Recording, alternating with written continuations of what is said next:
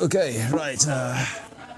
Found a place to talk a little bit about the lens that I want to show you guys today, because it is a very interesting lens, especially for those Micro Four Thirds photographers.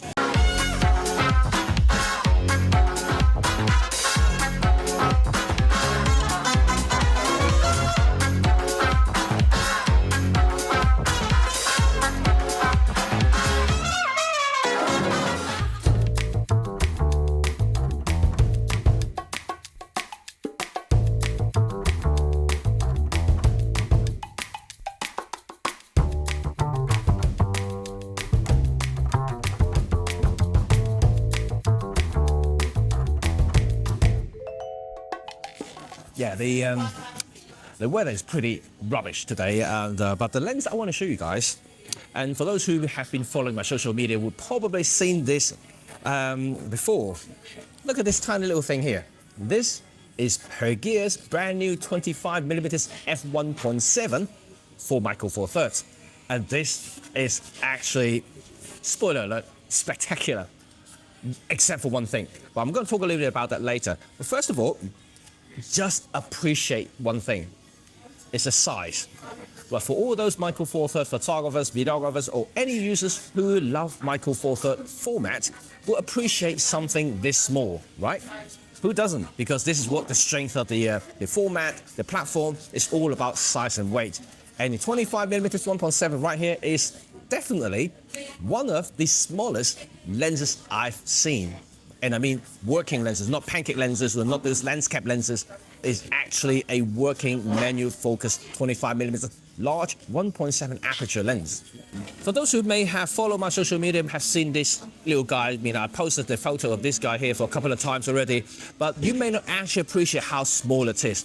And you know, one of my favorite Olympus lenses was the 25mm f1.8 prime. It's tiny, it's small, it's capable, it fits well with all the pen cameras, all the OMD EM5 or the EM10 series. It's just a magnificent little prime, perfect for travel. But look at this guy now, nice side by side. This is basically 40% smaller than the already tiny 25mm f1.8, and that makes it the smallest 25mm lens on the entire Micro Four Thirds platform, and that alone worth screaming. So far so good. Well, in fact, I'm really impressed with almost everything about the Pergear 25mm f1.7. The build is excellent, like I already mentioned. It's full metal housing, the textile engraved, and the general operation, the focusing ring is very, very, very smooth, and the click aperture is absolutely spot on as well. Everything is extreme quality, which is really unusual for Pergear. But how does the image quality stacks up? Right, there are a couple of things I want to mention right here. First of all, this is still a budget lens, so don't expect, you know, ultra high quality when you compare to like the top end Olympus or even Panasonic primes, like the 25mm 1.2 Pro from Olympus, or maybe other really brilliant prime from Panasonic Lumix, for instance. You just can't compare to that level. However, having said that, my brick wall and also my sample images showcase something that I didn't expect.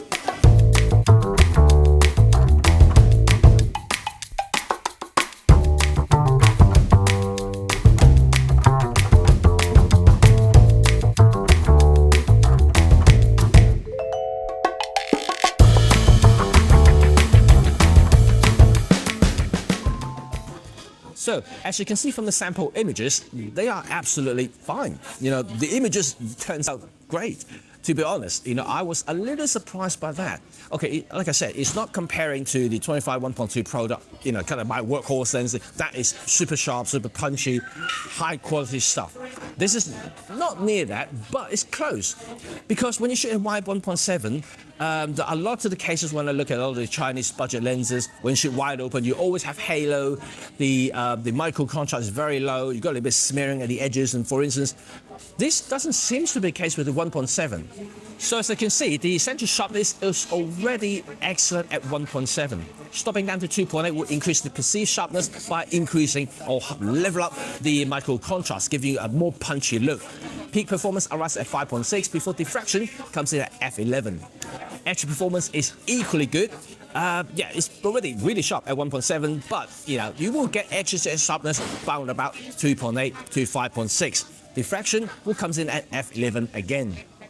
So when it comes to outer focus area, the rendering of the bokeh ball, well, I would say that is typical Pergear this time. So it's not bad, just a little bit vintage, a little bit 80s, and so if you think that kind of look, this would be the lens for you. So in fact, if you are kind of into that kind of old school look for your filming purposes, for instance, this is actually a pretty good option, especially of the size. That means that you can actually throw into a smaller body using a smaller gimbal, make it a little bit more mobile as well. So this is actually pretty good. So in terms of bokeh rendering, yeah, 80s, vintage, if you like that vibe, this is actually pretty awesome. When it comes to chromatic aberration and vignetting, well, okay. First of all, I'm super impressed. Yes, this might be a surprise because judging by the price of the lens or from a historical point of view from Pergear lenses, chromatic aberration is not always the strong point for their lenses. But in this particular case, I've shot it multiple times in really high contrast scenarios, sunny day, backlit situations. I actually couldn't find any fringing, which is kind of shockingly good to me. So this guy's actually pretty awesome. When it comes to the vignetting point of view, well, okay, this is still a 1.7. There's no optical profile to correct in camera, so you will see dark corners between f1.7 to f2. So you just have to bear that in mind. But it's not severe to the point that it's horrible. It's very easily corrected in post-production. So when it comes to distortion, this guy does present some barrel distortion. It's not horrible, but it's visible. So something you have to bear that in mind. And you will have to correct it depending on what sort of thing you'll be photographing. If you're having a lot of straight line, for instance, do allow for 4% more in terms of framing area. So that allows you some room for the barrel distortion in post-production. So one thing I don't like about this lens, and perhaps this is the only flaw that I could discover about this lens after all the positives that I like about this particular optics right here, is the flare. Flare is bad with this lens. I don't know what coating they have employed here. I can see there's some coating, on the lens itself, but I don't know how strong they are or what sort of coating they use. But when it comes to flare resistance, it's almost like non-existent. You will need to do something about this by either introducing a lens hood or have to shoot at a slightly different angle altogether. Because every time I point the lens to a light source where it's hitting at, let's say, 45 degrees or directly, you are going to see a flare, basically. Basically, the whole image could be so washed out that you can't salvage it, you can't use it. And that's a problem for a lot of my shoot, for instance, if I want to have a portrait in front of me, I like the framing, I like the angle. If the light was just somehow hitting the 45 degree, yeah, it's going to be a big, massive problem for me, and I can't use this right here. So that's something to bear that in mind. However, like I actually said already, you can get an aftermarket lens hood because it doesn't come with one to help a little bit. I won't say it's completely rid the problem, but at least it helps certain angle when the light is hitting. For instance, like 45 degree, it will help quite a bit. But when you shoot it directly, where the sun is behind, just be very careful about how the light is hitting the sensor, because otherwise you probably won't be able to use the image at all. So this is probably my only concern with this lens. And other than that, I actually think it's pretty cool. So this is the quick review of Pergear's 25mm f1.7. What do you guys think? I think, and I personally think that is a winner. Well, okay, I did mention about the flare that I hate. Yes, I hate that flare. The flare is probably the worst I've seen in my whole few years on YouTube. It's definitely one of the worst performing lenses when it comes to flare resistance. But apart from that, it's a lovable lens. I love the size. I love the build quality. I love how sharp it is. I love the character of the lens. It's just so much to love about this lens. it's the flare. I mean, I can forgive it. I just have to be very, very careful of how I shoot the lens and make sure the light is not hitting the wrong angle, for instance. And that is it. You know, like for the price, which I think at the moment in terms of the retail price, especially manufacturer retail price, is about $95. So it's under $100 for something like this. It's fantastic value for money. You know, we keep saying how expensive lenses these days, and we keep talking about, you know, like budget lenses from China are not good. This seems to address the problem with this particular one right here. It's cheap, affordable, and also performs for the very first time for that kind of budget area there. It's actually very, very good. I'm impressed. And just when I said everybody's kind of left the Micro Four Third world, you know, like Lauer, you know, TT Artisan, all the other people, and Pergear came up with a Micro Four Third lens that actually works brilliantly on Micro Four Third cameras. I salute to them. You know, I really hope to see more Micro Four Third lenses from them. You know, and I actually want to see more Micro Four Third lenses in general from other manufacturers like TT and 7 Artisan, for instance. Lauer was made famous for their Micro Four Third lenses, and they somehow now moving on to the full frame time. And I want them to come back a little bit as well. Just have a look at some of the Micro Four Third lenses, maybe even give us some updates on some of the older optics as well, and that will be really cool. And remember, we love small optics, and this is a prime example from Pergear that is still achievable, it's still going to be great, it's still going to attract my attention. Very well done, Pergear. So thank you very much for sending me for review. This is not a sponsor video, so I say whatever I need to say after using it. So that's what I have to say about this video. So remember what to do now. Give me some comments down below what you think about the Pergear 25mm f1.7, and I think it's pretty cool. And you know what to do now. Tell me if you like this video, and sub if you want to stay in touch with all things photography and filmmaking. Peace for now. Bye.